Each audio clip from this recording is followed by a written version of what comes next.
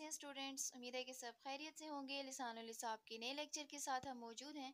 मेरे सामने है मैथमेटिक्स की 9th क्लास की book Khyber Pakhtunkhwa text book board Peshawar. Unit number 1 matrices हमारा चल रहा था और आज हम इंशाल्लाह स्टार्ट करने जा रहे हैं जनाब नई एक्सरसाइज नंबर 1.2, जिसमें हम फाइंड करेंगे ट्रांसपोज और हमारा यही असल टॉपिक होगा यहाँ पे। ठीक है जी, बहुत आसान कॉन्सेप्ट है, बहुत आसान है। आपने करना क्या होगा, जो गिवन मैट्रिक्स होगा उसकी फर्स्ट रो को फर्स्ट कॉलम, सेकंड रो को सेकंड कॉलम, और अगर और भी रोज हैं तो उनको बाकायदा अगले कॉलम्स बनाते जाना है और यूं आपके पास ट्रांसपोज फाइंड हो जाएगा। ठीक है जी, और कुछ भी नहीं करना, यही करना है बस। जिस तरह से फर्स्ट पार्ट में आप देख सकते हैं 1 2 एक रो में लिखा हुआ है, आप 1 2 को एक कॉलम में लिख दें। 3 1 दूसरी रो है, 3 1 को दूसरा कॉलम बना दें। और फिर इसी तरह से बाकी भी अगर होते हैं, ज़्यादा रोज़ हैं तो ज़्यादा कॉलम्स, जितनी रोज़ हैं उतने कॉलम्स बना दें, तो ये आपका ट्रांसपोज फाइंड हो जाएगा। तो चलिए जी स्टार्ट करते हैं। बहुत आसान कॉन्सेप्ट है, मैंने अपने पास आपका वक्त बचाने के लिए लिख लिया है पी मैट्रिक्स, और पी मैट्रिक्स है 1 2 3 1। ठीक है जी, अब क्वेश्चन ये है कि आपने इसको डिनोट किस तरह से करना है। आपने क्या करना है, गिवन मैट्रिक्स का जो भी नाम होगा, ठीक है, उसके सुपरस्क्रिप्ट में, ना तो सबस्क्रिप्ट में लिखना है, ठीक है, ना इसके साथ टी मल्टीप्लाई होता हुआ नजर आए इस तरह से लिखना है, बल्कि सुपरस्क्रिप्ट में ऊपर छोटा सा करके टी लिख देना है, और टी भी स्मॉल होना चाहिए। ये स्टैंडर्ड है, ठीक है, आपने खुद से चेंज नहीं करना इसको। तो पी का ट्रांसपोज किसके इक्वल आ जाएगा, 1 2 रो में लिखा हुआ है, आप 1 2 को कॉलम बना लें, 3 1 दूसरी रो है, 3 1 को दूसरा कॉलम बना लें, और बस मैट्रिक्स ख़त्म है। तो आपने पी का ट्रांसपोज फाइंड कर लिया। ठीक है जी, इसमें आप एक स्टेप ऐड भी कर सकते हैं। अगर आप सोल्यूशन के बाद, मैं एक और स्टेप ऐड करा देती हूँ, बेशक आप उसको भी लिख लें। पी का ट्रांसपोज आपने फाइंड करना है, तो आप सबसे पहले पी का ट्रांसपोज उसको बाय नेम बताएं, ठीक है। फिर उसके बाद आप यूँ भी कर सकते हैं कि गिवन मैट्रिक्स को एज इट इज़ रहने दें, 1 2 3 1 जैसे लिखा हुआ है जिस तरतीब से, ठीक है, और उसके ऊपर स्मॉल टी लगा दें। ये भी फर्स्ट स्टेप के तौर पे आप इसको लिख सकते हो, और मेरे ख्याल से कि बेहतर है आप इसी तरह से कर लें। पी का ट्रांसपोज, ये पी मैट्रिक्स है सारा, उसका ट्रांसपोज, और नेक्स्ट स्टेप में आप ट्रांसपोज ले लें। ठीक है, तो ये ज़्यादा ज़रा 1 2 स्टेप्स भी बन जाएंगे। चलिए जी चलते हैं नेक्स्ट पार्ट की तरफ। क्यू मैट्रिक्स है अब नाम का, मैट्रिक्स का नाम क्यू है, ठीक है, और एल एम फर्स्ट रो है, एन एम सेकेंड रो है, हमने इसको चेंज करना है। अच्छा, अकॉर्डिंग टू फर्स्ट पार्ट हम इसको भी इसी तरह से कर लेते हैं। क्यू का ट्रांसपोज पहले आप एज इट इज़ लिख लें, Q matrix L M N P, और इसका लेना है अभी ट्रांसपोज, अभी लिया नहीं है, ठीक है, अगर ले चुके होते तो फिर मैंने यहाँ पे टी नहीं लिखना था। And this implies that next step में आप क्या कीजिए कि Q का ट्रांसपोज इक्वल टू, अब आप चेंज कर लें मैट्रिक्स को, ठीक है, एल एम फर्स्ट रो में लिखी हुई है, आप एल एम को फर्स्ट कॉलम बना दें, एन पी दूसरी रो है, एन पी दूसरा कॉलम बना दें, और अब आपने ट्रांसपोज नहीं लिखना। ठीक है, ये इंपॉर्टेंट बात है। स्टूडेंट्स क्या करते हैं, ट्रांसपोज भी ले लेते हैं, ऊपर फिर से ट्रांसपोज लिख देते हैं, तो इस तरह से अपने मार्क्स भी कटवा लेते हैं। चलिए जी नेक्स्ट पार्ट में आप देखिए, आपके पास एक ही रो है, एक ही कॉलम है, ठीक है। अब आर का लेना है आपने ट्रांसपोज। ये मैं जो मैट्रिक्स लिख रही हूँ अभी मैंने इसका ट्रांसपोज नहीं लिया, इसलिए मैंने टी लिखा हुआ है, ठीक है। जो ही मैं आर का ट्रांसपोज ले लूँगी मैं इस टी को हटा दूँगी, ठीक है। अब इसका क्या एक ही रो है तो एक ही कॉलम बनेगा, बस 6। अब मैंने टी नहीं लिखना क्योंकि अब मैं ट्रांसपोज ले के लिख चुकी हूँ। ठीक है जी, तो ये 1 क्रॉस 1 का मैट्रिक्स है, यानी एक रो एक कॉलम, इस तरह का भी मैट्रिक्स आ सकता है आपके पास। ओके जी, नेक्स्ट पार्ट है आपके पास एस मैट्रिक्स, उसने नाम दिया हुआ। अब उसने जानबूझ के नाम चेंज किए ताकि स्टूडेंट्स इस बात का रट्टा ही ना लगा लें कि हमारे पास हमेशा ए बी सी मैट्रिसेस होते हैं। चलिए जी, एस का लेना है ट्रांसपोज, एस मैट्रिक्स पहले एज इट इज़ लिख लेते हैं, -5 1 -2 1 एंड 4 4। अभी लेना है इसका ट्रांसपोज, लिया नहीं है, ठीक है, इसलिए मैं टी को एज इट इज़ लिखूंगी अभी, ट्रांसपोज के टी को। अच्छा, अब हम ले लेते हैं एस टी, -5 1 रो में लिखा हुआ है, -5 1 कॉलम में लिख दें। -2 1 सेकेंड रो है, -2 1 सेकेंड कॉलम बना दें। 4 4 थर्ड रो है, 4 4 थर्ड कॉलम बना दें। ठीक है, तो ये हो गया आपके पास एस का ट्रांसपोज। ओके जी, नेक्स्ट पार्ट है आपके पास टी मैट्रिक्स, उसने नाम दिया हुआ है, और आपके पास मैट्रिक्स जो है वो 3 रोज हैं और 3 कॉलम्स हैं। ठीक है, 3 क्रॉस 3 का मैट्रिक्स है। तो टी का ट्रांसपोज लेना है, मैट्रिक्स का नाम भी टी है। ठीक है, तो इसमें कंफ्यूज नहीं होना। अभी मैंने ट्रांसपोज नहीं लिया। 6 7 8 13 1 3 and 2 4 5 T as it is transpose के लिए। ठीक है, और जब मैं इसका ट्रांसपोज नेक्स्ट स्टेप में ले लूँगी टी ट्रांसपोज, तो फिर मैं ये टी नहीं लिखूँगी। 6 7 8 फर्स्ट रो है, 6 7 8 फर्स्ट कॉलम बना दें। 13 1 3 second row, 13 1 3 second column. 2 4 5 third row, 2 4 5 third column. ये आ गया जनाब आपके पास ट्रांसपोज, और अब आपने इसके ऊपर टी मेंशन नहीं करना। तो हो गए जनाब हमारे फर्स्ट क्वेश्चन के सारे पार्ट्स हमने फाइंड कर लिया जी ट्रांसपोज। और अब चलते हैं नेक्स्ट क्वेश्चन की तरफ। नेक्स्ट क्वेश्चन में कहता है जी कि which of the following matrices are transpose of each other. आपने इन मैट्रिसेस से चार मैट्रिसेस उसने दिए हुए हैं, आपने बताना है कि कौन किसका ट्रांसपोज है। अब देखिए कॉन्सेप्ट फिर भी ट्रांसपोज का ही है। अब आपको सामने नजर आ रहा है, देखिए फर्स्ट मैट्रिक्स को किसके साथ कंपेयर किया जा सकता है, सी के साथ तो नहीं किया जा सकता। यहाँ पे A1 A2 B1 B2 के नाम से, और यहाँ पे तो नंबर्स हैं, तो ए मैट्रिक्स को मैं बी के साथ ही कंपेयर करती हूँ और सी को डी के साथ ही कंपेयर करूँगी। अगर होगा तो हम कहेंगे कि A is the transpose of B या C is transpose of D, otherwise not. ठीक है, देखते हैं जी।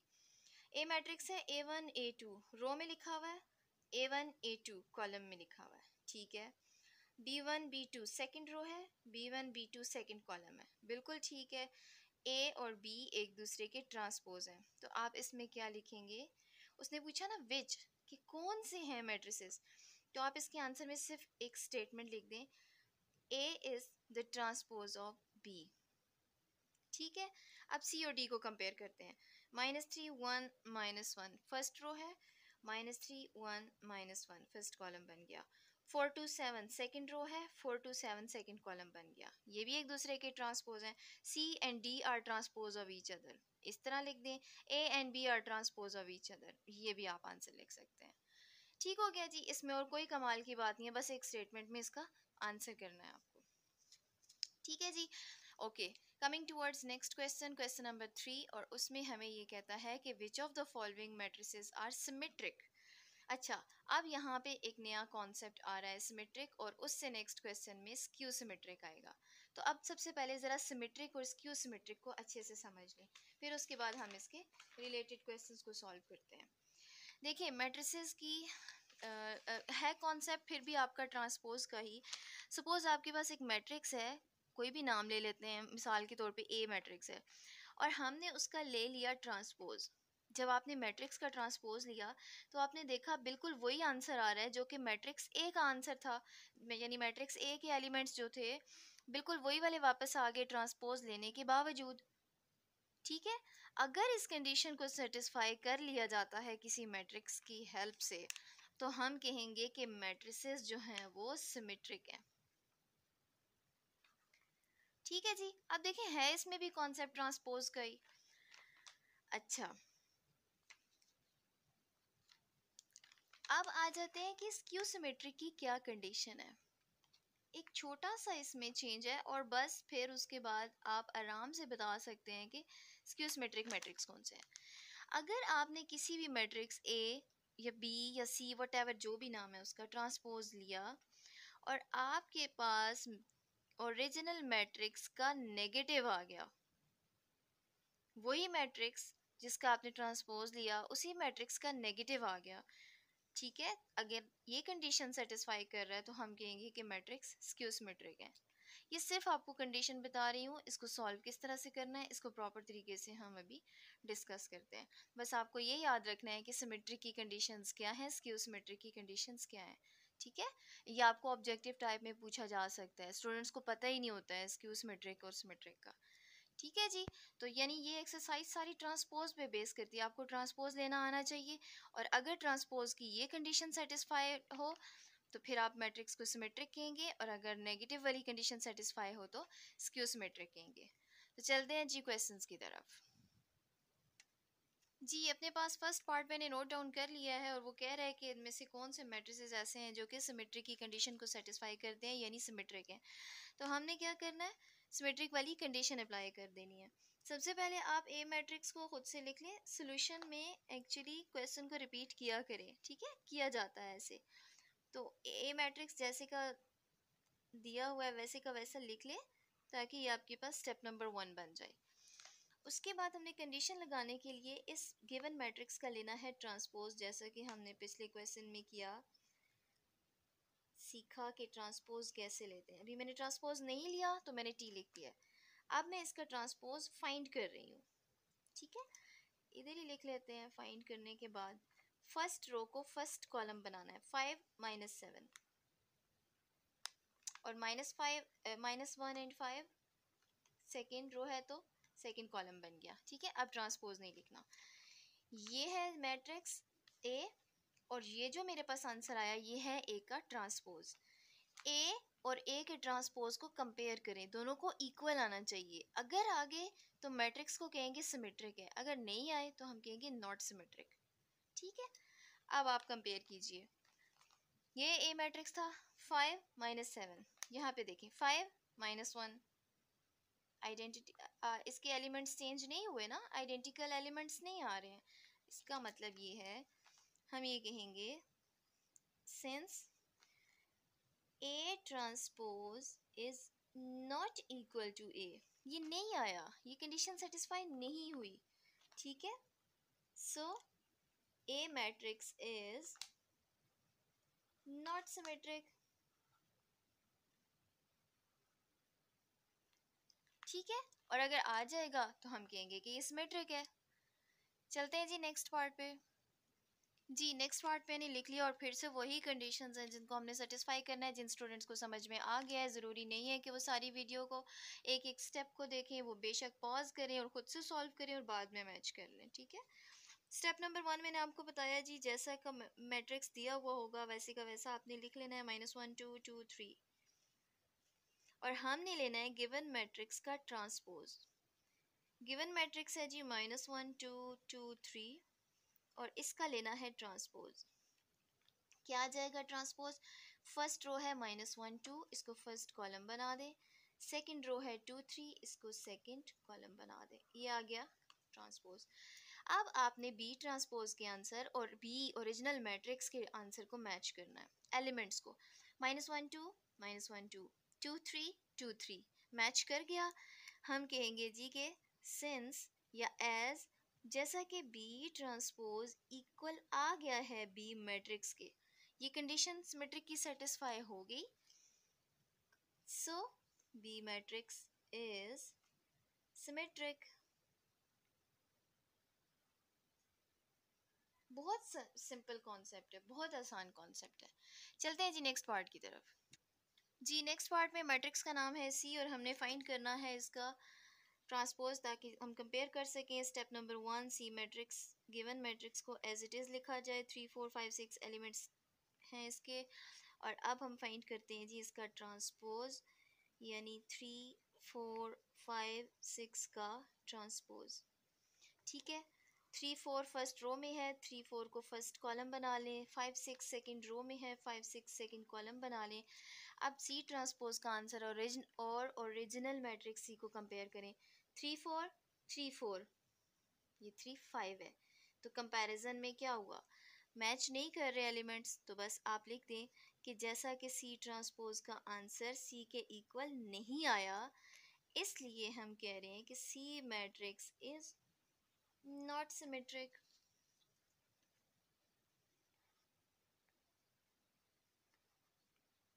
ठीक हो गया जी, बस इतना सा ही कॉन्सेप्ट है। चलते हैं नेक्स्ट पार्ट की तरफ।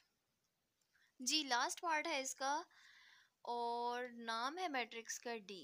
ठीक है जी, फिर से स्टेप नंबर 1, डी मैट्रिक्स को एज इट इज़ लिख लीजिए। 1 2 3 फर्स्ट रो है, 4 5 6 सेकंड रो है। हमने लेना है डी का ट्रांसपोज और चेक करना है 1 2 3 4 5 6। अभी मैंने ट्रांसपोज नहीं लिया तो टी आएगा। अच्छा, अब 1 2 3 फर्स्ट रो में लिखा हुआ है, अब 1 2 3 फर्स्ट कॉलम में लिख लें। 4 5 6 सेकंड रो है तो 4 5 6 को सेकंड कॉलम बना दें। अब आप कंपेयर करें डी को और डी ट्रांसपोज को। 1 2 3 1 4। देखिए आप यहाँ से देख के ये अंदाज़ा आपको हो चुका होगा कि इसका ऑर्डर था 2 क्रॉस 3 यानी 2 रोज़ और 3 कॉलम्स, जबकि आंसर में क्या आया, ट्रांसपोज लेने के बाद क्या आया, 3 रोज़ और 2 कॉलम। ऑर्डर ही चेंज हो गया। तो यकीनी बात है कि डी का ट्रांसपोज लेने से आंसर वो नहीं आया जो डी का था। इसलिए हम ये कहेंगे कि डी इज नॉट सिमेट्रिक। ठीक है, ये 3 4 स्टेप्स ज़रूर कीजिएगा तभी आपको मार्क्स पूरे मिलेंगे। बहुत शॉर्टकट्स करने की ज़रूरत नहीं है। चलते हैं जी नेक्स्ट क्वेश्चन की तरफ। जी last question of this exercise, question number 4 कहता है कि which of the following matrices are skew symmetric. पहले उसने पूछा था कौन से मैट्रिसेस सिमेट्रिक हैं, अब पूछ रहे हैं कौन से स्क्यू सिमेट्रिक हैं। कंडीशन मैंने आपको बताई हुई है, स्टेप्स बिल्कुल वही हैं जो सिमेट्रिक में किए थे। अब बिल्कुल वही स्टेप्स हैं, सिर्फ एक नेगेटिव का फ़र्क होगा और तरीका बिल्कुल वैसा ही है। स्टार्ट करते हैं जी without any delay. First part note कर चुकी हूँ मैं अपने पास, और फिर से स्टेप नंबर 1 जो मैट्रिक्स आपको दिया हुआ है उसको एज इट इज़ लिख लें। 0 4 -4 0। ये गिवन मैट्रिक्स है, इसका नाम है ए। हमने स्क्यू सिमेट्रिक की कंडीशन ये पढ़ी कि आपने लेना है गिवन मैट्रिक्स का ट्रांसपोज, और फिर अगर ट्रांसपोज का answer negative of that matrix given matrix आ जाए तो फिर आपने इन दोनों आंसर्स को कंपेयर करना है। अगर ये ए ट्रांसपोज इक्वल आ जाए -a के यानी नेगेटिव ऑफ गिवन मैट्रिक्स के तो हम कहेंगे स्क्यू सिमेट्रिक है। तो दोनों को फाइंड करते हैं जी और कंपेयर कर लेते हैं। ए का लेना है ट्रांसपोज 0 4 -4 0 का लेना है ट्रांसपोज। नेक्स्ट स्टेप में ट्रांसपोज लेती हूँ जी। 0 4 फर्स्ट रो है, 0 4 फर्स्ट कॉलम बन गया। -4 0 -4 0 सेकेंड कॉलम बन गया। अब टी नहीं लिखना क्योंकि आप ट्रांसपोज फाइंड कर चुके हैं। ठीक है, ये बहुत ध्यान करना है इस बात पे। स्टूडेंट्स मार्क्स कटवा लेते हैं इस बात से, फाइंड भी कर लेते हैं फिर भी लिख रहे होते हैं। अच्छा, नेक्स्ट अब आपने फाइंड करना है नेगेटिव ऑफ ए क्या है, यानी negative of A matrix. A matrix क्या है, 0 4 -4 0। यूँ समझ लें ए की वैल्यू पुट की है। अब ये नेगेटिव अंदर हर एलिमेंट पे अप्लाई कर दें। 0 पे अप्लाई होगा तो कोई फ़र्क नहीं पड़ेगा, 0 इज़ अ न्यूट्रल नंबर, ना इसके साथ कोई पॉजिटिव साइन होता है ना नेगेटिव होता है। ठीक है, ये बात याद रखनी है। -4 माइनस इस माइनस से मल्टीप्लाई होगा तो +4, और फिर से 0 पे कोई असर नहीं होने वाला क्योंकि ये एक न्यूट्रल नंबर है। अब मैंने इसके साथ बाहर नेगेटिव नहीं लिखना क्योंकि मैंने नेगेटिव साइन को अप्लाई कर दिया है। जिस तरह ट्रांसपोज नहीं लिखा जब अप्लाई कर लिया था, इस तरह से नेगेटिव साइन भी नहीं लिखना जब अप्लाई कर दिया। अब आपने ए ट्रांसपोज के आंसर और नेगेटिव ऑफ ए के आंसर को कंपेयर करना है। 0 -4 0 -4 4 0 4 0, दोनों आंसर्स इक्वल आ गए। तो अब मैं फाइनली अपने पास लिखूंगी कि जैसा कि जो ए ट्रांसपोज था वो बिल्कुल -a के इक्वल आ गया। सो ए इज स्क्यू सिमेट्रिक मैट्रिक्स, या स्क्यू सिमेट्रिक सिर्फ कह दें तब भी ठीक है। ठीक है जी, तो बस ये स्टेप्स को आपने फॉलो करना है। नेक्स्ट पार्ट पे जाते हैं। नेक्स्ट पार्ट लिख लिया, और स्टेप नंबर 1 भी बी मैंने अपने पास लिख लिया। सबसे पहले फाइंड करना है आपको बी ट्रांसपोज, और फिर फाइंड करना है नेगेटिव ऑफ बी। ठीक है, दोनों को कंपेयर करना है। बी ट्रांसपोज का मतलब है बी मैट्रिक्स लिखा और उसका लेना है ट्रांसपोज। जी 0 -5 0 -5 5 0 5 0। ठीक है, ट्रांसपोज फाइंड हो गया। Now negative of B matrix, यहाँ पे बी लिखना है बहुत ध्यान से, ट्रांसपोज नहीं लिख देना। बी मैट्रिक्स यानी ओरिजिनल मैट्रिक्स 0 -5 5 0। अब मैं अप्लाई करने वाली हूँ नेगेटिव। नेगेटिव ज़ीरो पे अप्लाई होने से कोई फ़र्क नहीं पड़ेगा, ये आप याद रख लें, ठीक है। मैंने अभी इस चीज़ को बार बार मैं इसकी डिटेल में नहीं जाऊँगी। Negative into negative is positive, और ये आ जाएगा -5। अब बी ट्रांसपोज और माइनस बी को कंपेयर कीजिए। 0 5 0 5 -5 0 -5 0 एग्जैक्टली इक्वल है, ठीक है। आप कहेंगे since B transpose is equal to negative of B, so B is skew symmetric. ठीक हो गया। नेक्स्ट पार्ट है जी हमारे पास, सी मैट्रिक्स का नाम है, और यहाँ पे स्टेप नंबर 1 में हम रिपीट कर लेते हैं इसी स्टेप को, यानी जो हमें मैट्रिक्स दिया हुआ है। हमने दो चीज़ों को फाइंड करना है, सी ट्रांसपोज और नेगेटिव ऑफ सी। सी यानी 0770 का ट्रांसपोज लेना है। 0707 7070, ये हो गया ट्रांसपोज। अब negative of C matrix, what is C matrix? The original matrix 0770। अब लें जी इसका नेगेटिव, जीरोस पे तो कोई फ़र्क नहीं पड़ेगा, और 7 जो हैं दोनों पॉजिटिव थे तो दोनों नेगेटिव हो जाएंगे। अब आपने कंपेयर करना है सी ट्रांसपोज और नेगेटिव सी के आंसर को। 0 7 0 -7 फ़र्क आ गया, आगे चेक करने की ज़रूरत ही नहीं है। बस कंडीशन लगाएं और उसको कह दें कि जैसा कि सी का ट्रांसपोज लेने से -c नहीं आया, ठीक है, सो या therefore C is not skew symmetric।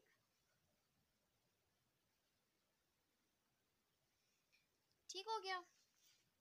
Okay जी, next and the last part of this exercise. जी लास्ट पार्ट मैंने लिख लिया है, और मैट्रिक्स का नाम है डी, और 3 × 3 का मैट्रिक्स है, यानी 3 रोज है और 3 कॉलम्स है। स्टेप नंबर 1 भी मैंने लिख लिया। हमें फाइंड करनी है दो चीज़ें, डी ट्रांसपोज और नेगेटिव ऑफ डी, जो कि कंपेयर किया जाएगा बाद में।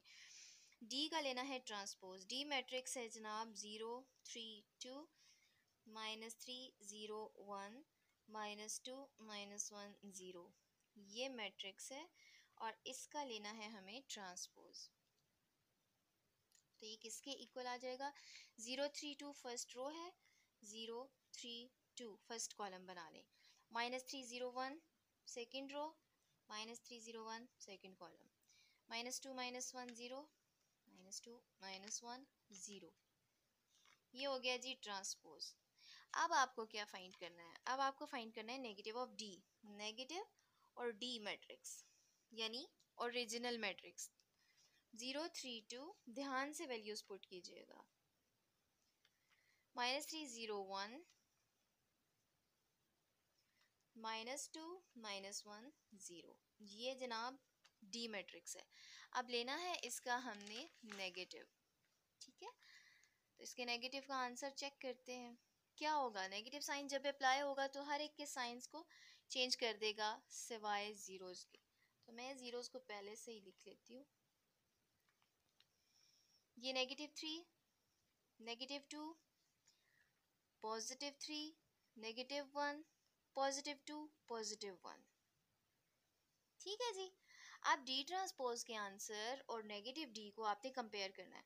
0 -3 -2 0 -3 -2 3 0 -1 3 0 -1 2 1 0 2 1 0। कंपेयर करने से हमें पता चला कि एग्जैक्टली इक्वल है।